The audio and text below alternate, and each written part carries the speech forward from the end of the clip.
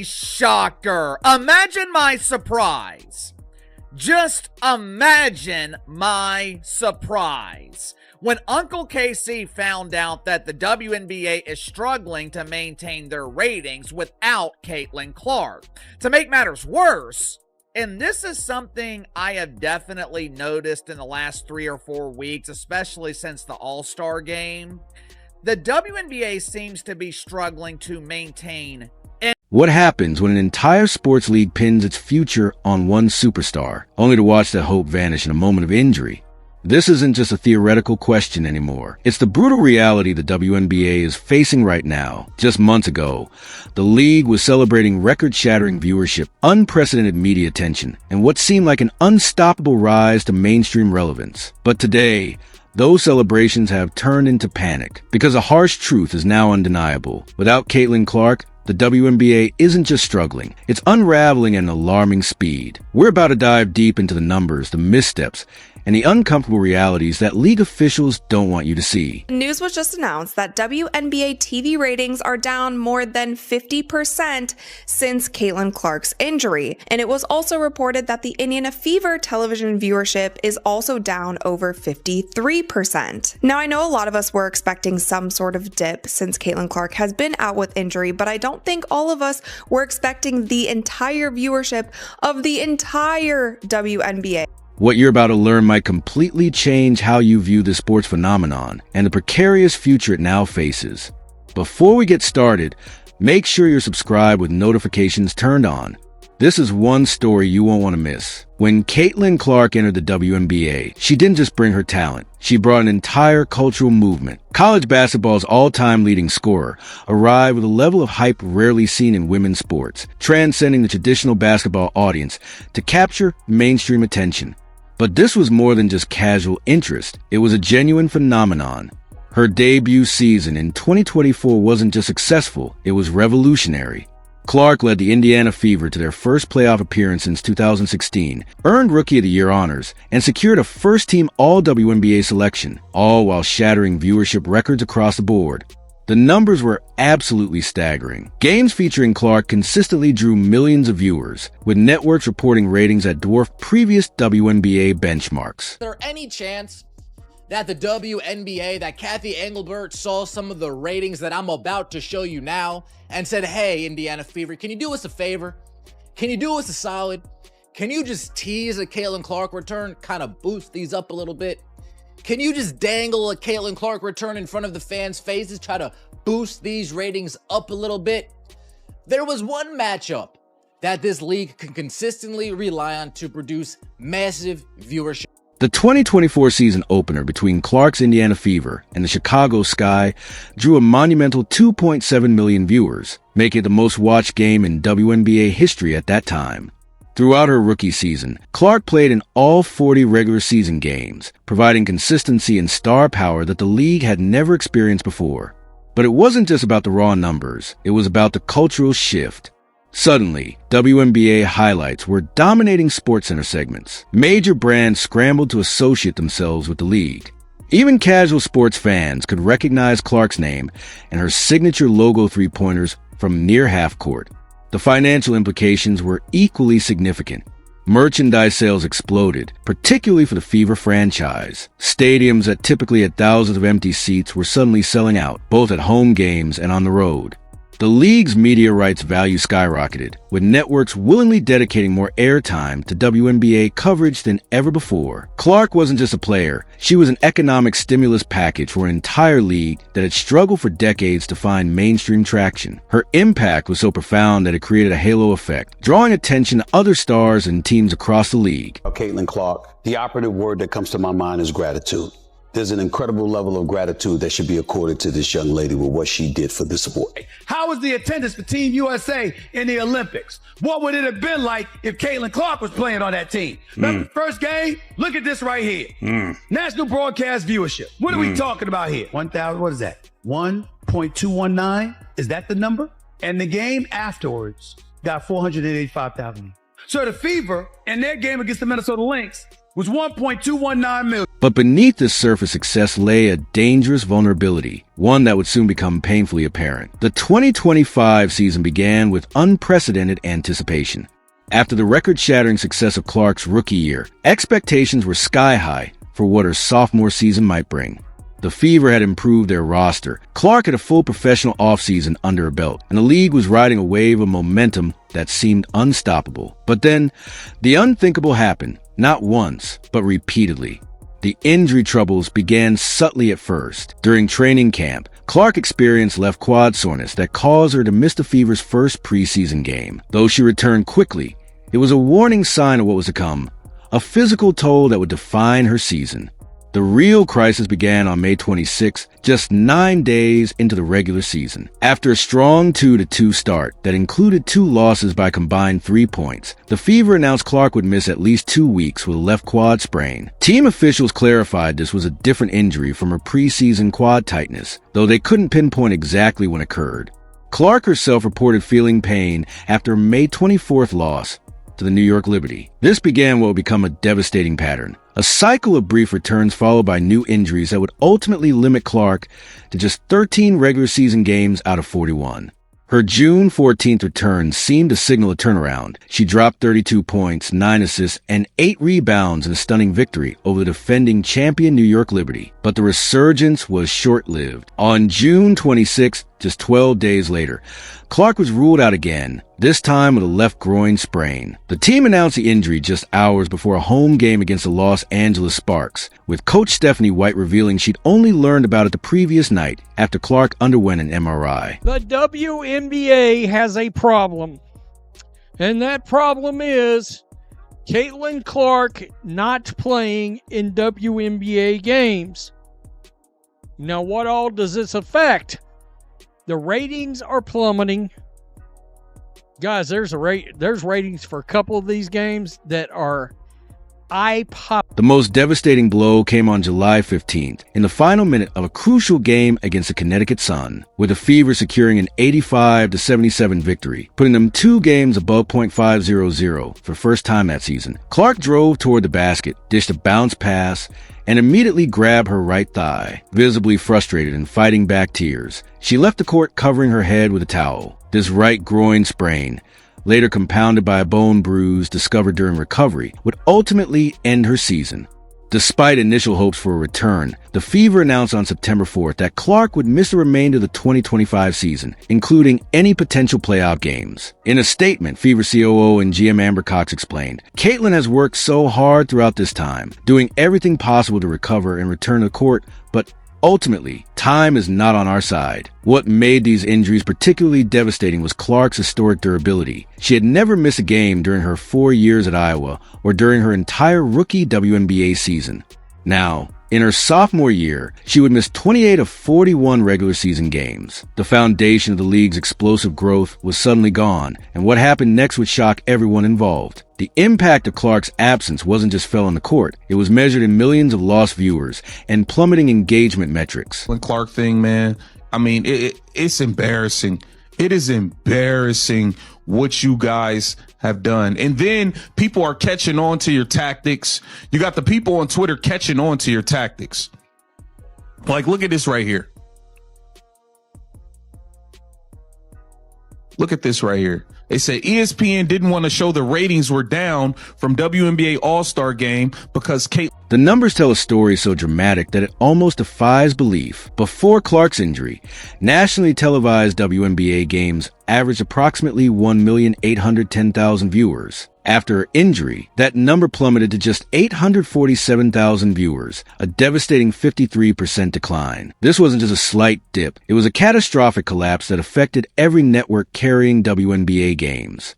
The pattern was consistent across different platforms and time slots. ESPN/ABC, which broadcast 25 games, saw an average of 1.3 million viewers, a 6% increase from the previous year. However, this overall positive number masked a dramatic shift. The network's most watched games all feature Clark, and viewership declined sharply during her absence. Ion Television, which aired 30-game windows, averaged 627,000 viewers, a 6% decrease from the previous season. But the most telling statistic was the contrast between Fever games and non-Fever games on the network. The 8 Fever games on ION averaged 954,000 viewers, while the 22 non-Fever games drew just 505,000 viewers, almost half the audience. CBS, which broadcast 9 games, provided perhaps the most dramatic evidence of the Clark effect. Their one game featuring Clark drew a massive 2.2 million viewers, the network season high. The 2 Indiana games that Clark missed still drew respectable numbers, over 1.3 million viewers each, but non-Fever games struggled significantly. The overall season average across ESPN networks, ION, and CBS was 969,000 viewers, a 3% increase from 2024. But this modest overall gain concealed the brutal reality. Without Clark driving record-breaking numbers early in the season, the overall average would have almost certainly declined. The timing of the ratings collapse couldn't have been worse for the league. The 2025 season was supposed to be the year the WNBA solidified its gains and proved it could sustain interest beyond one superstar player. Instead, the opposite happened. The most watched game of the season remained the May 17th opener between Chicago and Indiana, featuring Clark, which drew 2.7 million viewers on ABC. As the season progressed and Clark's absence extended, viewership trends became increasingly grim. The league's nightmare scenario was playing out in real time. Instead of using Clark's star power to elevate the entire league, they had become dependent on it. And when that star disappeared, the entire enterprise suffered. As the ratings crisis deepened, attention increasingly turned to the WNBA's leadership, and their response raised serious questions about their preparedness for this exact scenario. Rather than implementing strategic solutions, the league's approach often seemed reactive, inconsistent, and at times downright counterproductive. The officiating controversy stood out as particularly damaging throughout the season, but especially during Clark's limited playing time. Defenders seemed to target her with physical play that frequently crossed a line into dangerous aggression. Many observers noted that Clark spent more time on the floor than any other elite player in the league, taking hard fouls that often went unflagged or underpenalized. This wasn't just fan perception. The statistics supported the visual evidence. In the 13 games Clark did play, she frequently found herself at the center of physical confrontations that left her battered and eventually broken. The league's failure to address this issue proactively had devastating consequences. When Clark finally went down with her season-ending injury in July, it wasn't a result of one isolated incident, but rather the accumulation of punishment that had been building all season. The contrast with how other leagues protect their stars was stark and telling. The NFL famously safeguards its quarterbacks with rules that penalize even incidental contact. The NBA has implemented rules to protect shooters and superstars from dangerous plays. But the WNBA seemed to lack either the will or the institutional mechanisms to similarly protect its most valuable asset. Beyond the officiating issues, the league's handling of Clark's injury timeline drew criticism from fans and analysts alike. The communication around her status often seemed unclear and occasionally contradictory. After her July 15th injury, the initial prognosis seemed optimistic. Coach White stated she considered it good news that Clark was still considered day-to-day. But as weeks turned into months with no return, fan frustration grew. Many speculated that the league and team were intentionally ambiguous about her recovery timeline to maintain viewer interest, a strategy that ultimately backfired when she was officially ruled out for the season in September. The league's marketing strategy also came under scrutiny. Rather than using Clark's popularity to elevate other stars and storylines, the WNBA seemed to double down on their dependence on her. When she was unavailable, the league struggled to pivot effectively to alternative narratives that might have maintained viewer interest. Other talented players and compelling teams were certainly present. The New York Liberty's championship defense, the Las Vegas Aces' consistent excellence, the emergence of new stars like Paige Buchers in Dallas, but none received the promotional push that might have helped cushion the blow of Clark's absence. This failure to develop and promote a diversified star system left the league dangerously vulnerable when its brightest star was suddenly gone. The consequences of the ratings collapse extended far beyond television metrics. They manifested in increasingly visible ways throughout the league as the season progressed. Perhaps the most striking visual representation was the return of empty seats in arenas that had been packed just months earlier. During Clark's limited appearances, Fever games both home and away had consistently sold out or drawn near-capacity crowds. But as her absence extended, attendance patterns began to revert to pre-Clark norms, and in some cases, Even worse, the financial implications were immediate and severe. Merchandise sales, particularly for Fever and Clark-related items, declined sharply. Concession revenue dropped at venues across the league. Sponsors who had jumped on the bandwagon during the peak Clark mania began to reevaluate their commitments as viewership numbers plummeted. The league's much-touted growth suddenly seemed fragile and reversible, a house of cards that had collapsed with one unfortunate injury. The players themselves felt the impact in tangible ways. With decreased visibility came decreased earning potential for endorsement deals and marketing opportunities. The rising tide lifts all boats phenomenon that characterized the 2024 season and the beginning of 2025 was reversing itself, leaving players frustrated with league administration that seemed unprepared for this downturn. Social media metrics told a similar story. Engagement rates on WNBA posts declined by nearly 40% during Clark's absence. Hashtag usage related to the league decreased significantly. Even media coverage diminished. ESPN reduced its WNBA highlight packages on SportsCenter, and major sports websites returned to giving the league secondary coverage after having featured it prominently during Clark's active play. Perhaps most damaging was the erosion of casual fan interest. The Clark phenomenon had brought in millions of viewers who had never previously followed the WNBA. These were fans who might have developed lasting loyalty with careful nurturing. But instead, many of these new fans drifted away when Clark disappeared, and the league's failure to provide compelling alternative storylines meant most showed no signs of returning. The opportunity to convert casual interest into lasting engagement had been largely lost. The devastating truth was becoming apparent. The WNBA hadn't built upon Clark's popularity to create sustainable growth. They had merely ridden it until it collapsed beneath them. While Caitlin Clark's injury and the subsequent ratings collapse captured most of the attention, it obscured a more troubling reality. The WNBA was facing multiple crises simultaneously, and Clark's absence simply exposed vulnerabilities that had been building for years. The injury epidemic extended far beyond just one player. The Indiana Fever alone lost 4 players to season-ending injuries: guard Sydney Colson, Ari McDonald, and Sophie Cunningham, plus forward Chloe Bibby. Other teams faced similar struggles, creating a league-wide crisis that depleted talent and made it difficult to maintain competitive balance. The officiating consistency issues also went beyond just how Clark was treated. Fans and analysts alike noted bewildering inconsistencies in how games were called from night to night, with similar plays receiving drastically different treatment depending on which crew was officiating. This lack of consistency undermined the league's competitive integrity and frustrated players, coaches, and fans alike. Perhaps most startling was the mid-season departure of Chicago Sky star Angel Reese, a move that would have been unthinkable in any other professional sports league.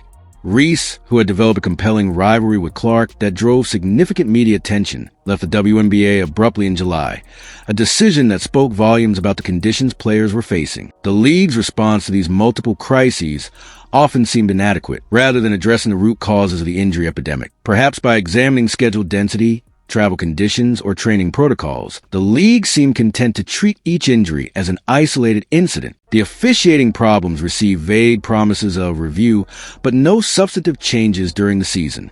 And player departures like Reese's were met with silence rather than constructive engagement. These issues combined to create a perfect storm that threatened the league's stability, with declining viewership, decreasing attendance, growing player dissatisfaction, and competitive integrity questions. The WNBA found itself in its most precarious position in years, precisely when it should have been capitalizing on unprecedented momentum. The tragedy wasn't just that the league had lost its biggest star, it was that they had squandered the opportunities she represented. Clark's arrival had given the WNBA a chance to address long-standing structural issues from a position of strength. Instead, those issues remained unaddressed, and were now exacerbated by the crisis her absence had created. As the WNBA faces this critical juncture, the choices it makes in the coming months will likely determine its future for years to come.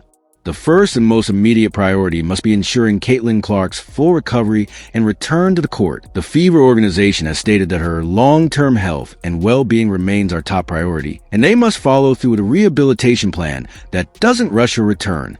But beyond this immediate concern, the league needs to undertake substantial structural reforms. The officiating consistency issue demands urgent attention. The league must implement clearer standards for what constitute a foul, particularly regarding dangerous plays that jeopardize player safety. Additionally, the implementation of instant replay review should be expanded to ensure game-changing calls are correctly made. Protecting star players isn't about giving them special treatment. It's about recognizing that players' safety is fundamental to the league's health, and that certain players draw attention that benefits everyone. The injury crisis requires a comprehensive review of league scheduling, travel conditions, and training protocols. The 2025 season demonstrated that the current structure may be pushing players beyond reasonable limits, particularly with condensed schedules that don't allow proper recovery time. The league should consider expanding roster sizes to allow teams to better manage player workload and absorb inevitable injuries. From a marketing perspective, the league must diversify its storytelling beyond dependence on any single player.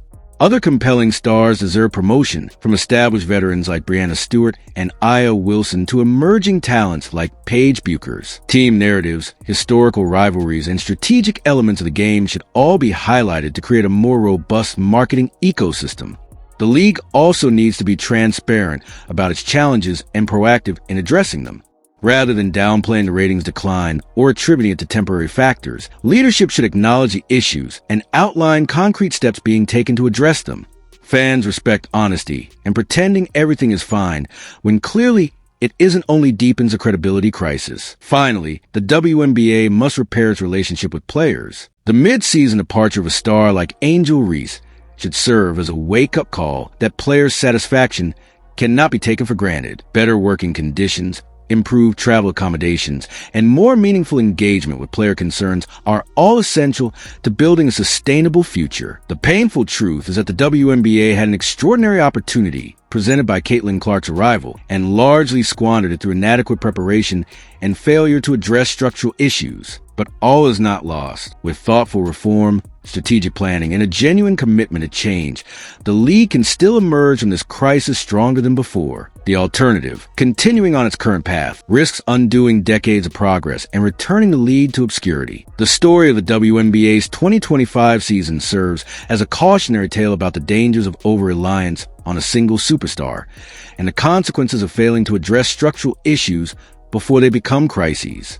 Caitlin Clark's extraordinary talent and popularity presented the league with an unprecedented opportunity to achieve lasting mainstream relevance. That they failed to fully capitalize on this opportunity represents one of the great missed chances in modern sports history. The numbers don't lie. A 53% decline in viewership for nationally televised games following Clark's injury. Empty seats in arenas that had been packed just weeks earlier. The mid-season departure of other stars. These aren't isolated problems. They're symptoms of a deeper institutional failure to build sustainable structures around once-in-a-generation talent. What makes this story particularly tragic is that it was preventable. Had the league implemented better player protection protocols, more consistent officiating, and a more diversified marketing strategy, they might have weathered Clark's absence without such catastrophic declines. But there's still hope. The WNBA has faced challenges before and has demonstrated resilience. With thoughtful reform and strategic planning, the league can still emerge from this crisis stronger. Caitlin Clark herself is expected to make a full recovery and return for the 2026 season. How the league respond between now and then will determine whether they've learned from their mistakes or whether they're doomed to repeat them. The millions of fans who discovered the WNBA through Clark are still potentially available to return, if given compelling reasons to do so. Other stars around the league continue to perform at extraordinary levels and deserve broader recognition.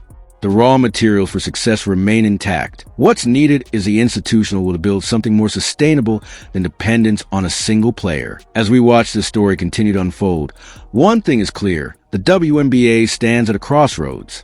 One path leads to learning from these painful lessons and building a more robust, sustainable league.